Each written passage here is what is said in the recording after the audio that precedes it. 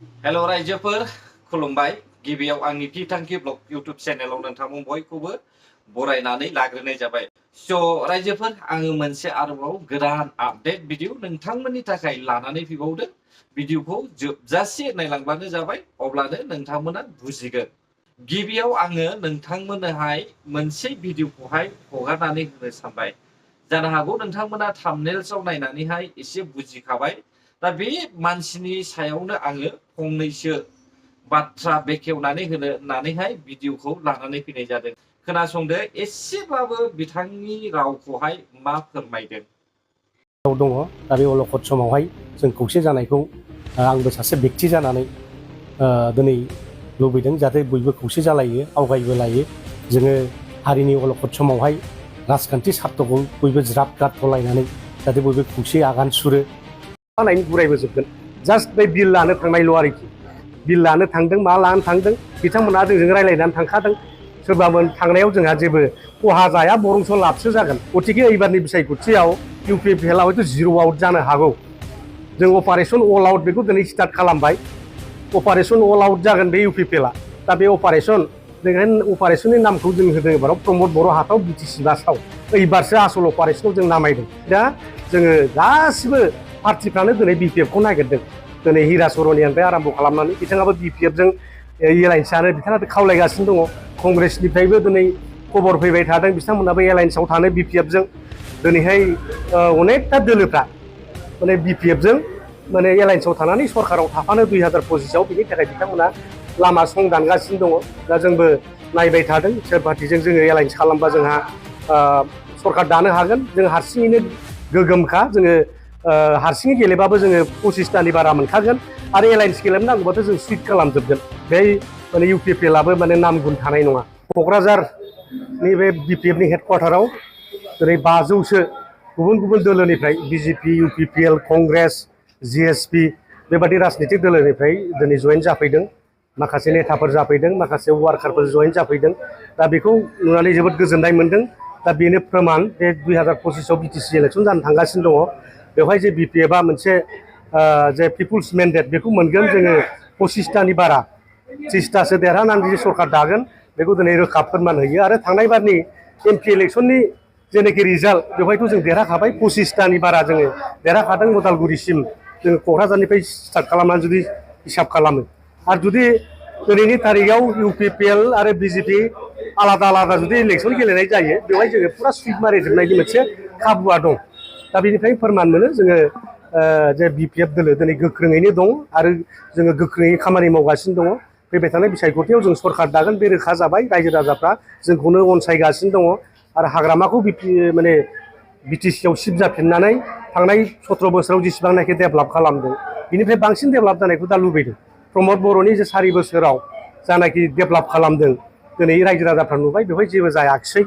दिनै नुबाय बिथांनि सरकाराव साख्रि बाख्रि होनो हायाखिसै, सेल्फ हेल्प ग्रुपनि माने फैसा होनांगौ 75,000 बेखौबो होजोबनो हायाखिसै।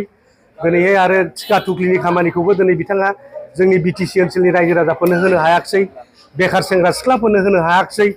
दिनै भेन्सार स्कुलफ्रा प्रभिन्सियेलाइज जायाखिसै।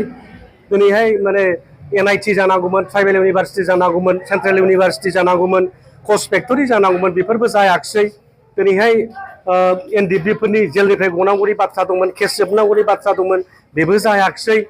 दिनैहाय बेफोर गोबांथार खामानिफ्रा थाबथाना थालांजोब्बाय, जायनि थाखाय दिनै प्रमद बर'नि जेनाखि सासनकाल बेखौ दिनै गाज्रि मोनजोबनानै हारसा बर' जेसेबांनाखि ज' जानानै दिनै बे प्रमद बर' हाथाव अभियान बेवहाय दिनै बयबो लोगो नांनानै दंजोबो।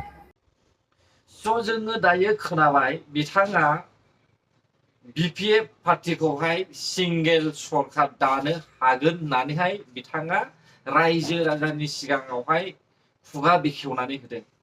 आरो बिथाङा लोगोसे नब कुमार सरनियाखौबो एमपि खालामनायनि बाथ्रा बुंदों। स' नब कुमार सरनिया गारबोनाय 10 बोसोरहालागै बर'नि एमपि जानानै रायजो सालायदोंमोन, नंगौना नङा? दा नब कुमार सरनिया बायदियानो बर' आरो हारसाजोंहाय मोननै बुखावनानै होनायखौहाय जोङो नुनो मोनदों। आरो बर'जों हारसाजोंहाय दाङाबाजि दावराव दानलाय सुलाय खालामनानै होनायखौबो जों नुदों। जानो हागौ बिथां नब कुमार शरणीया बर' हारिनि थाखाय दिल्लीयाव रायज्लायनो थाङोब्ला बर'खौसो नेगेटिभ बाथ्रा बुंनानैहाय एरनानै होयोमोन जानो हागौ। बेनिखायनो जोंनि बर' हारिनि मोननांगौ मोनथायाबो गोमालांदोंमोन आरो जानांगौ जि खामानि बेफोरबो मावफुंजायाखैमोन। दा अब्ला प्रहलाद ब्रह्म बायदि सासे बिपिएफनि सोद्रोमाया बेबायदि बुंनोहाय समायथावनायानो नङा। नोंथांमोना फोथायो नामा प्रहलाद ब्रह्मनि जि बुंनाय राव बियो सैथो होननानैहाय? सोर साबेसेया प्रहलाद ब्रह्मखौ मोजां मोनो?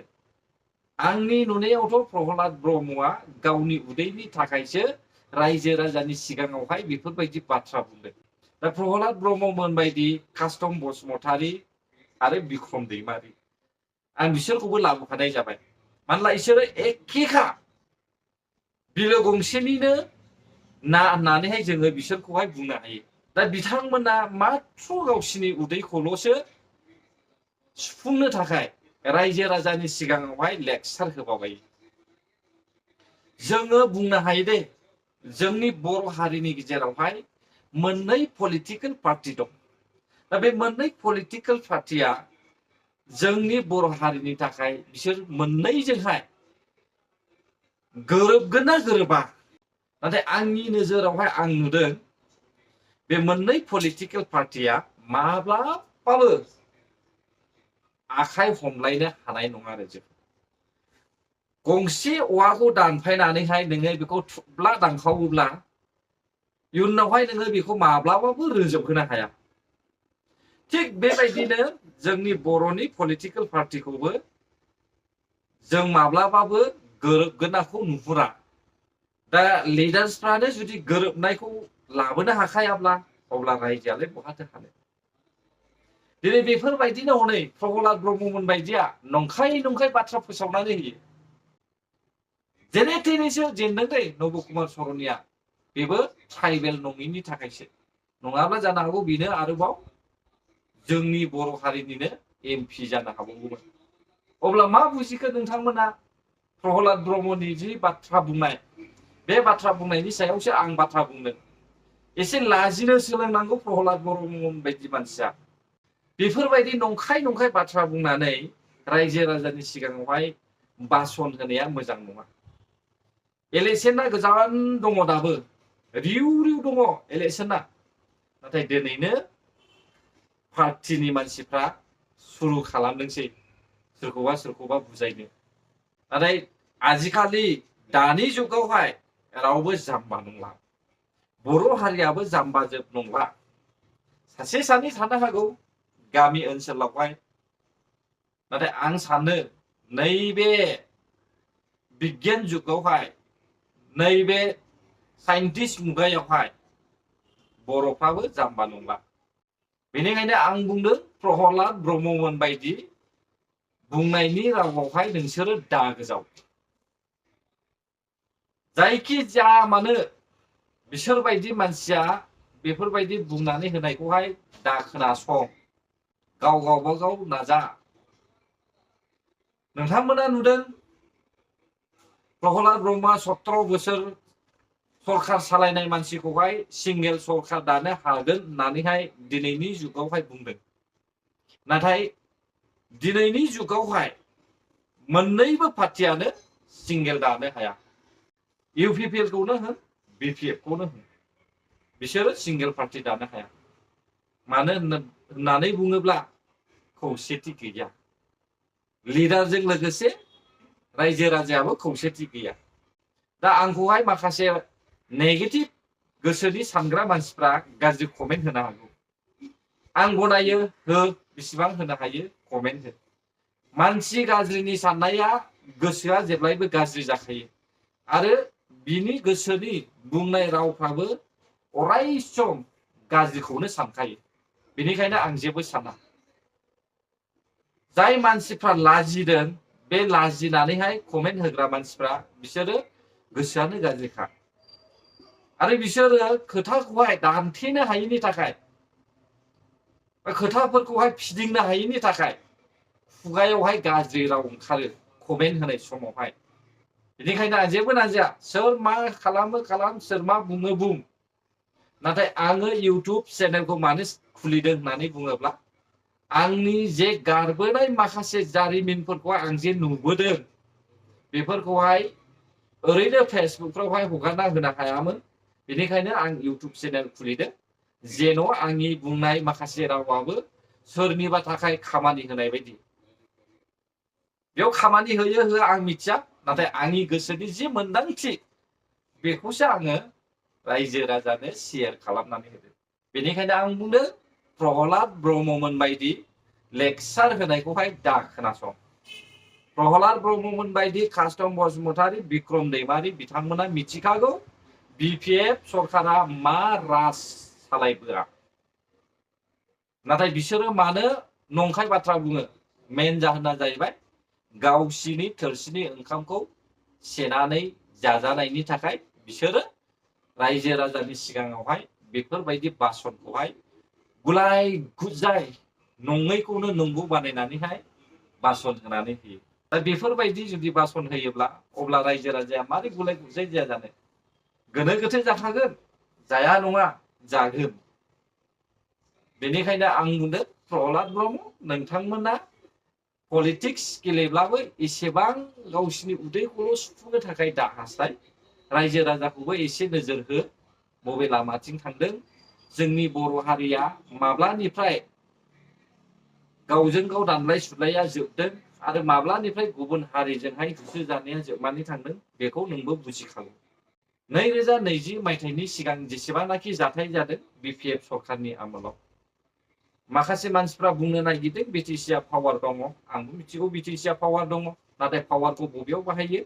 बर' हारिखौहाय गावजों गाव हिंसा हिंसि खालामनाय दानलाय सुलाय खालामनाय बेयावसो पावारखौ बाहायो सोरबा बर'आ सोरबा हारसाजोंहाय बुजादोंब्ला बिदियाव पावार बाहाया सिगांनिफ्रायनो नुबोखादों हाग्रामा महिलारिया बर' हारिया सोरबा हारसाफोरजों नासयजादोंब्ला सोरजोंबा बुजादोंब्ला बेखौहाय सेभ खालामा रासिनसो बेखौहाय साजा होगोन हमनानै लायनानै गावथारगोनसो बुथारगोनसो बेबायदि जाथायखौ आंबो नुबोदों बेनिखायनो आङो दिनै जायफ्रा गाज्रि गाज्रि कमेन्ट होदों नोंथांमोननि थाखाय आरो बै प्रहलाद बायदि जि बासन होदों बिसोर बायदि मानसिनि थाखाय बे भिडिअखौहाय लानानै फैनाय जादों आं नुगासिनो दङ माखासे इउटुबार्स सोरबा सोरबाया गिदिर गिदिर दैदेनगिरिफोरजों MCLA MLA फोरजोंहाय थाफाबायनानैहाय खोथा खावो सोरबा सोरबा हनै ट्राइबेलनि दैदेनगिरि बेफोरजोंहाय